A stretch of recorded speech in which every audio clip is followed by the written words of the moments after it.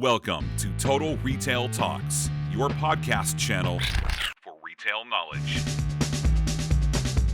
Hello, and welcome to this episode of Total Retail Talks. I'm Joe Keenan, editor-in-chief of Total Retail, and I'm joined on today's episode by Marcelo Podesta, who is the president of National Business Furniture. And Marcelo and I are going to be speaking a little bit about the company and its how it has evolved over the last year plus, and a little bit about what's in the future roadmap for National Business Furniture. So thank you for joining me on today's show, Marcelo. Thanks for having me, Joe. So to get us started, why don't you go ahead and tell our audience a little bit about National Business Furniture? Yeah, absolutely. So I joined National Business Furniture a year ago, but National Business Furniture has been here for over 45 years. And they've been servicing the commercial furniture business. And we have over six customer segments, all the way from the federal government to the home office or residential office furniture settings. And we have business vertical and education vertical, healthcare vertical, as well as a hospitality one. So we've been around for a long time and we know furniture very well. Yeah, and you mentioned that you joined a little bit about a year ago at this point. Tell us a little bit about your career background and kind of what attracted you to join NBF. Yeah, sure. My career background, I started in a dot-com startup in Argentina, Brazil, which we sold to Staples and became a Staples employee that way. And after a couple of private equity gigs, I started here at National Business Furniture a year ago. And it's been pretty interesting to start in the middle of a pandemic, but certainly a huge opportunity to take the company to the next level, to digitize it, to embark on a digital transformation, but also leaning and relying on some of the very strong pillars of growth that the company has had. We have a very strong outside sales team, a very strong inside sales team. We have a very strong customer service team, and just really relying on those teams to then embark on a very interesting journey that we're at NBF. Yeah, and I know we're going to talk a little bit about kind of the digital journey that you've been on at NBF, but I want to circle back to that, to you, what you pointed out. You joined at a very interesting time for the company and really for the world, as you joined right in the middle of the COVID-19 pandemic. So talk a little bit about the impact that has had on the National Business Furniture company, and then kind of second part of that is, after evaluating the impact that it's had on not just your company but the market as a whole, what have you done to adapt? Yeah, sure. So starting in the middle of a pandemic and the seat that I'm in has been very challenging, but at the same time, it has been a moment that everybody has been willing to reassess assumptions and really challenge ourselves of what the future might look like. So we have the benefit that we have six customer segments. And depending on the economic cycle, there's always a couple of segments that really stand out and are performing very well. What happened to us in this pandemic is that we shifted towards the home office, because obviously, as the majority of the businesses were closed through this period of time, everybody worked from home and required a much more robust setting in their households, and we were there to serve them. So this is sort of like the strength that NBF has, and just tapping into all these different customer verticals that we really sort of pivoted towards the residential business as a factor. But overall, also, I think the other big change that we did was really double down on our e-commerce and our digital marketing. We used to rely a lot on our physical catalog, which still are very important. But through the pandemic, since all the businesses were closed and nobody was there to receive any catalogs, it was almost like forced us to really embark on a much more robust digital marketing journey, which really was part of the success that we've had through this period of time. Yeah, I want to kind of follow up in terms of that. It makes a lot of sense, as you noted, with people being forced to work remotely. A lot of people, for the first time, they weren't equipped, at their homes weren't equipped to have a home office. They were kind of working in spare bedrooms or working from the dining room table or wherever they could find a space, really. And this kind of provided an opportunity for companies like NBF to sell direct to people who had these home office needs. So tell us a little bit about kind of what you did to identify that market and then kind of try to capitalize on it, and how selling direct to consumer kind of factors in to the company's future. Totally. So for us, we just saw the growth just come naturally because of just the market forces. But we also introduced several different lines of product that really tailored towards a more residential look, because that's what people want to put in their houses, right? So we had a couple of really successful lines that we had brought in that really took off very fast. As well as sort of shifting our marketing spend into more social media, into more sort of e-commerce type marketing that really attracted that customer segment, and it was very successful. And for us, it's part of like our sort of strength that we have to pivot towards which different vertical is taking off. For example, right now, what's really hot is education, and starting a little bit now, also our core business customers really spending a lot of money in, outfitting their workplace again.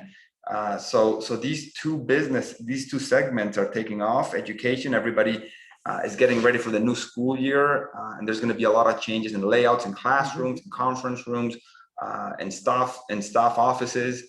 And they're coming to us for not only the furniture, but just the overall layout and the design of their space. And as I mentioned to you before, like this business customer really thinking about what the future of the workplace looks like, and coming to us for answers in terms of how to lay out the offices. And there's some really interesting trends coming up in the post-pandemic office. Yeah, and I'm gonna touch into some of those trends that you're seeing. But first, let's talk a little bit. You've mentioned a couple times, I think it's important to note all these different segments, customer segments that you're selling into, from government to education to B2B, from other, to consumer.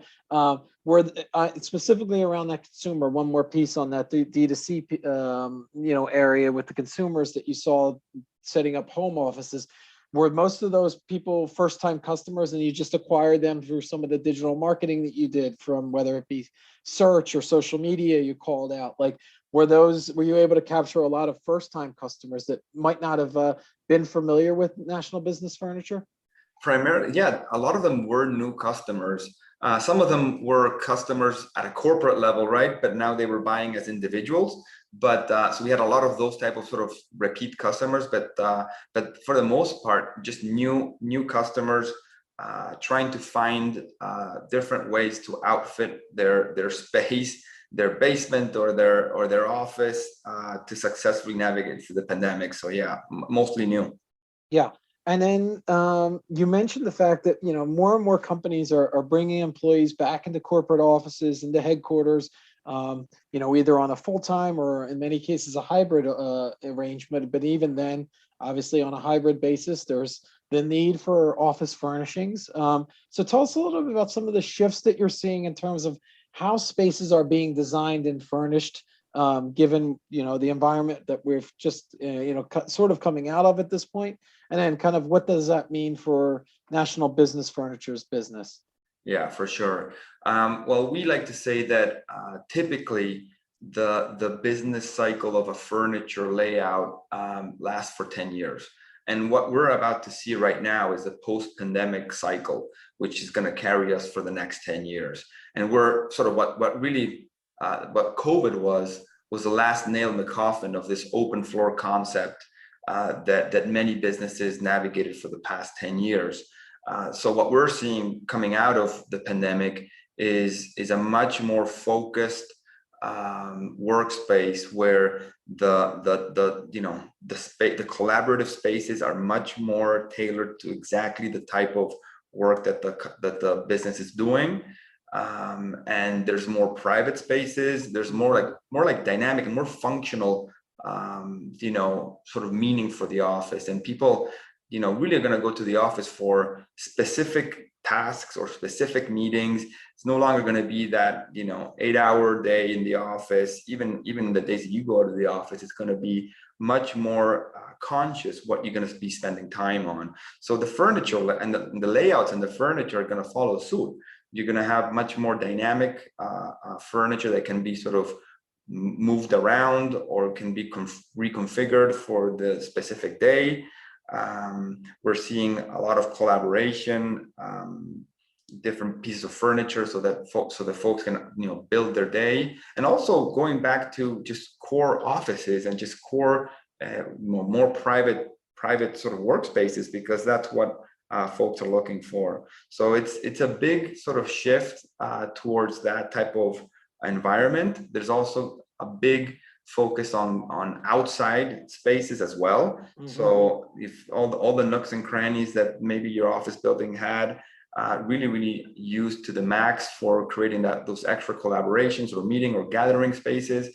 And we've come up with a bunch of really interesting product lines that are really well suited for each customer to be able to configure their office. So we're seeing a lot of these type of changes.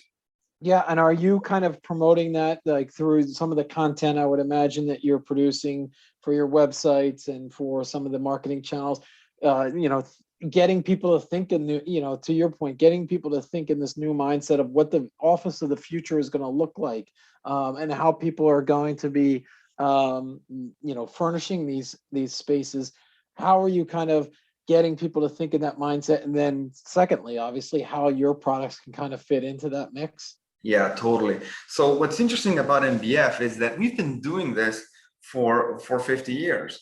And we've been doing it in a little bit more analog way, because we have all our design consultants and all our sort of space planners and designers, as well as our outside sales folks actually visiting offices and providing assistance to our customers to tailor their space. So we've been doing this for a long time, at a human level, of course, and we're sort of not only continuing to do that and providing those consultative services and helping navigate the customer through their journey, but now we're also doing it online, and we're spending a lot more time with our websites and building our capabilities. And there's a lot of functionality that we have to continue to build, but anywhere from dynamic swatching on the site to videos, inspirational content, bunch of blogs and articles that talk about how to best configure your home office or your office. And that's what we do. That's in our DNA. That's what we're really good at. That's why we're seeing this incredible growth that we're seeing for this year. We're going to have a record year this year. We had a pretty good, decent year last year, despite the whole pandemic situation. So really, that's our focus. That's what we're doing really well. From a product standpoint, which is the second part of the question, we have more than 60% of our products are developed by us. So it's our own brand.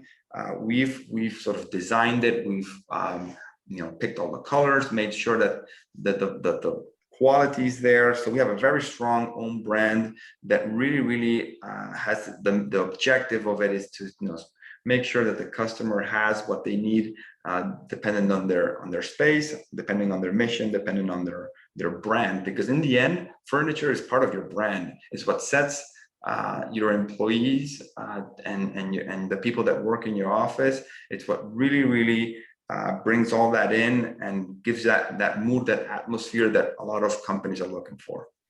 So in that kind of follow-up there, Marcelo, in terms of the role that office furnishings can play in workplace wellness, we're talked about this new workplace environment.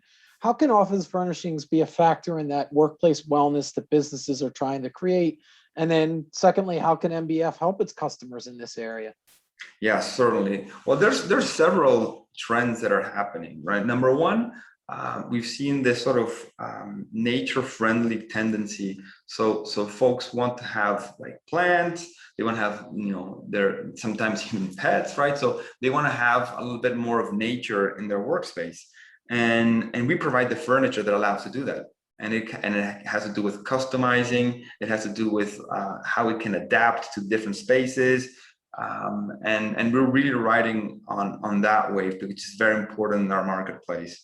So that's number one. Number two is the whole, more like sort of personal health, and people want to be able to be active in their workspace. So there's a lot of standing sort of desks that you can stand up or adjust the height so that you can do different things in different moments of the day.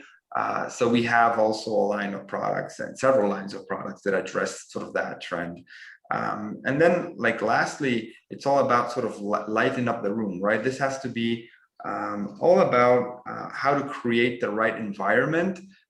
And it has to, make sure that you're able to take care or address every little nook and cranny that you have in your office and transform that into either a casual gathering space or a little bit of a collaboration area. So again, we have all these type of furnitures that are sort of configurable and modular that you can sort of rotate around based on the meeting size, based on the meeting sort of type. And really is very versatile depending on what needs to be done that day. Yeah, that flexibility in terms of configuring your office setting, depending on the use for that day. As you mentioned, the days of probably 5 days a week coming into the office for 8 to 9 hours a day, they might be gone, but that flexibility is really what businesses are looking for. And that leads into my final question, Marcelo. You mentioned National Business Furniture on pace to have a record year here in 2021. As president of the company, where are you focusing your attention as you look to kind of help position NBF for future success, not only the second half of this year, but also moving into 2022 and beyond? Totally. So for us, it's our journey is to be able to be closer to our customers every day more. And we have 6 different type of customers, and we are seeing that they're behaving in different ways, even coming out of the pandemic in a more meaningful way. So we need to adjust and provide them what they need in their own journeys. So this continuous obsession over our customers and what they need and how we can help them is critical for us. That at a high level. And then at a more tactical level, we have to continue to invest in our digital transformation that we're going through right now. We're improving all our websites. We're improving all our digital components in the back office side of our IT infrastructure. And that's really going to serve for the capabilities that many of these customers segments need. And for us, that's really our focus, to continue to develop product that is relevant for our customers, and also to do that in a way where not only are we just leveraging our digital assets, but really making sure that we understand the customer journey across sort of digital and also analog sections of their journey. There is space for our outside sales teams to go visit our customers and provide on-site expertise. There are moments where the customers require a phone call where they need to get some information for their project. And for us, it's critical to have that seamless sort of path as the customer journey goes from digital to more sort of human or analog sections. And for us to be able to address the customer where they want to meet is critical. And that's what we're working for. But we're having tremendous progress, and we're really, really excited about where this company is heading. Yeah, it sounds like you have really set yourselves up for future success and the prospect for a strong finish to 2021. So I want to take the opportunity now to thank Marcelo Podesta, who is the president of National Business Furniture, for joining us on today's episode of Total Retail Talks. Thank you, Marcelo. Thank you, Joe. It's been a pleasure. Thanks for listening. For more information on this podcast, please check out our podcast channel page at mytotalretail.com/podcast for show notes. Total Retail Talks is available on Apple Podcasts, Google Podcasts, Stitcher, and Spotify. Make sure to subscribe on our podcast channel page as well. If you've enjoyed this episode, please take a few moments to rate and review this podcast. Thanks, and until next time, this has been Total Retail Talks.